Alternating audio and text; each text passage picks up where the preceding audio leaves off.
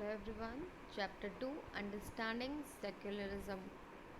Imagine yourself as a Hindu or Muslim living in a part of the United States of America where Christian fundamentalism is very powerful.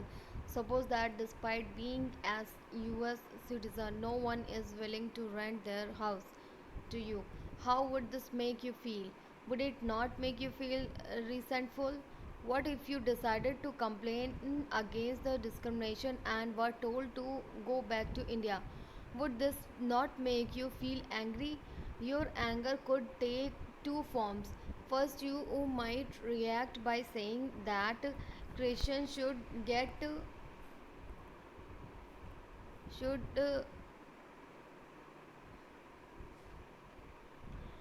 the same treatment in place where Hindus and Muslims are in a majority.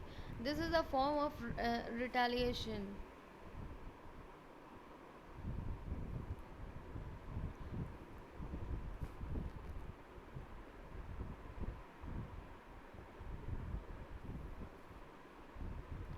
Or you might take the view that there should be justice for all. You may fight, starting stating that no one should be discriminated against on grounds of their religious practices and beliefs. This statement rests on the assumption that all the forms of dominations related to religion should end. This is the essence of secularism. In this chapter, you will read more about what this means in the Indian context. History provides us with many examples of discrimination, exclusion, and persecution on the grounds of religion. You may have read about how Jews were persecuted in Hitler's Germany and how several millions were killed. Now, however, the Jewish state of Israel treats its own Muslim and Christian minorities quite badly. In Saudi Arabia, non-Muslims are not allowed to be build a temple, church, etc. Or nor can they gather in a public place for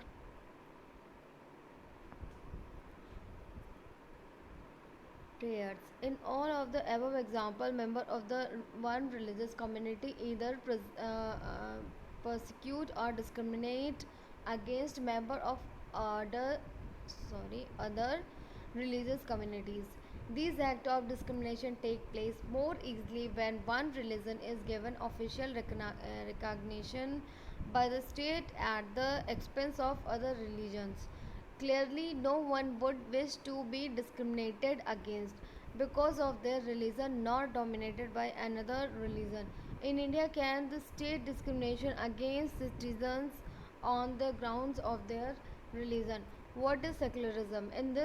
In the previous chapter, you read about how the Indian Constitution contains fundamental rights that protect us against state power as well as against the tyranny of the majority.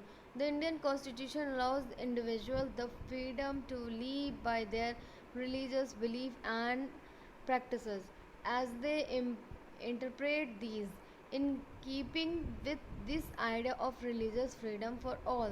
India also adopted a strategy of separating the power of religion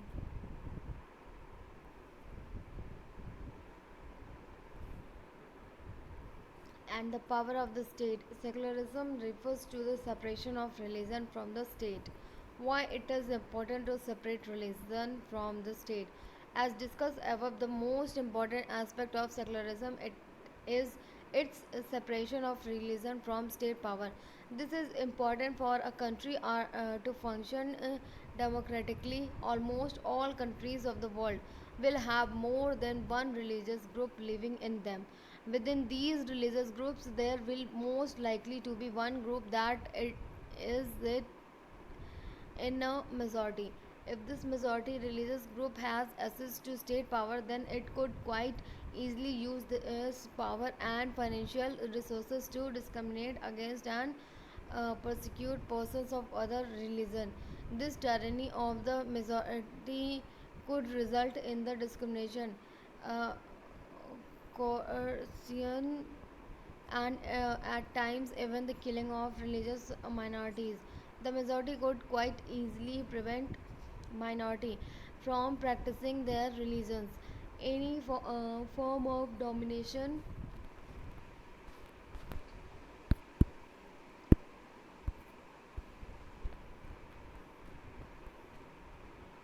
form of dominations based on religion is in violation of the rights that a democratic society guarantees to each and every citizen, irrespective of what. Wait.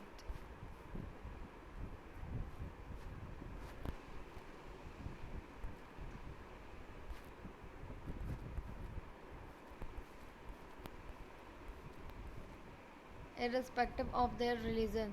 Therefore, the tyranny of the majority and the violation of fundamental rights that can result is one reason why it is important to separate the state and religion in democratic societies. Another reason that it is important to separate religion from the state in democratic societies is because we also need to protect the freedom of individuals to exist from their religion, embrace another religion, or have the freedom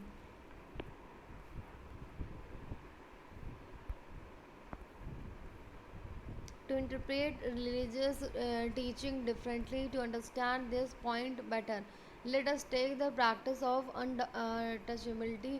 You might feel that you dislike this practice within Hinduism and therefore you want to try and reform it. However, if state power were in the hands of those Hindus who support untouchability, then do you think that you would have an easy task to try and change this? Even if you were part of the dominant religious group, you might face a lot of resistance from fellow members of your community. These members who have control of state power might say that there is only one interpretation of Hinduism, that you who do not have the freedom to interpret this differently. Look at the picture. Masjid, Mandir, Gurudwara, हम साथ साथ हैं. What is Indian secularism? The Indian constitution mandates the Indian state be secular. According to the constitution, only a secular state can realize its objective to ensure the following: that one religious community does not dominate another, that some member do not dominate other member of the same religious community, that the state does not enforce any particular religion nor take away the religious freedom of individuals. The Indian states work in various ways to prevent the above dominion. First, it uses the strategy of distancing itself from religion. The Indian state is not ruled by a religious group and nor does it support any one religion. In India, government space like law courts, police station, government school and offices are not supposed to display or promote any one religion. Look at the picture. Government high school. In government school, Simapur students want to celebrate a religious festival. So there is a big religious festival next month. We never celebrated it in a school. Can we do it this year? I am afraid that it isn't possible, Rekha. This is a government school. We cannot give importance to any one religion. Private schools may do that. Government school don't celebrate any religious festival in the school premises. Most religious festivals are public holidays so that we can celebrate these at home. I never thought of it this way. I guess we can always celebrate it outside school. Anyway, we were planning to celebrate it in our locality. In above storyboard, the celebration of the religious festival within the school would have been a violation of the government policy of treating all religions equally. Government school cannot promote any one religion either in their morning prayers or through religious celebration. This rule does not apply to private school. The second way in which Indian secularism works to prevent the above dominion is through a strategy of non interference. This means that in order to respect the sentiment of all religion and not interfere with religious practice, the state makes certain exceptions for particular religious communities. A group of friends who have recently bought scooters are meeting to go for a ride together. In the ever storyboard, Paramjeet the sixth you does not have to wear a helmet. This is because the Indian state recognizes that wearing a pagri turban is central to a Sikh's religious practice, and in order not to interfere with this, allows an exceptions in the law.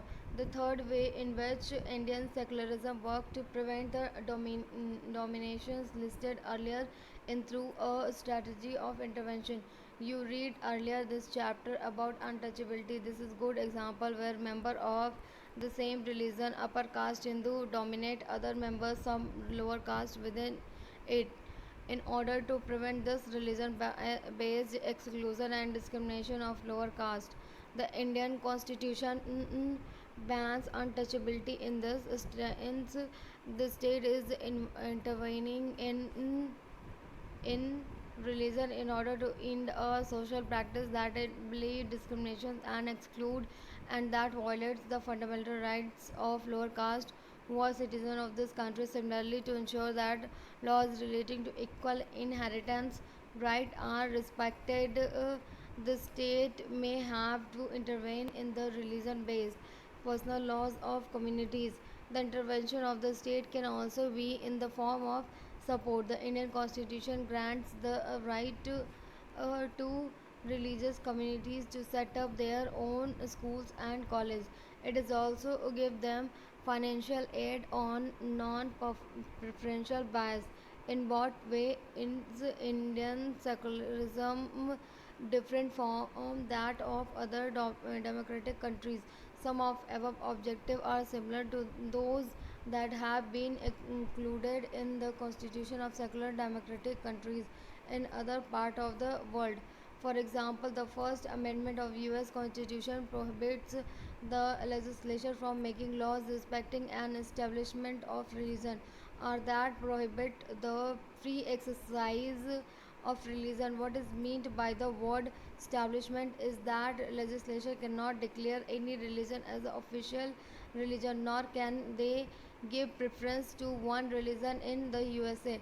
The separation between state and religion means that neither the state nor religion can interfere in the affairs of the another. There is one significant way in which Indian secularism differs from dominant understanding of secularism and practice in United States of America. This is because unlike the strict separation between religion and the state in American secularism, in Indian secularism the state can intervene in religious affairs. You have read about the Indian Constitution intervened in Hindu religious practices in order to abolish untouchability. In Indian secularism, though the state is not strictly separate from religion, it does not maintain a principal distance, vice versa. Religion. This means that any interference in religion by the state has to be based on the ideas let out in the constitution. These ideals serve as the standard through which we can judge whether the state is or is not behaving according to secular principle. The Indian state is secular and work in various ways to prevent religious dominion. The Indian constitution guarantees fundamental rights that are based on the secular principle. However, this is not to say that there is no violation of these rights in Indian society. India, indeed, it is precisely because such violations happens frequently that we need constitutional mechanism to prevent them from happening. The knowledge that such right exists as sensitive to their violations and enables us to take action when these violations take place. Look at the blue box. Okay, exercise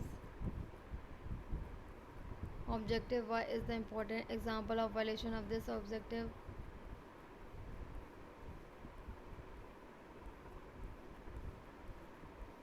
glossary.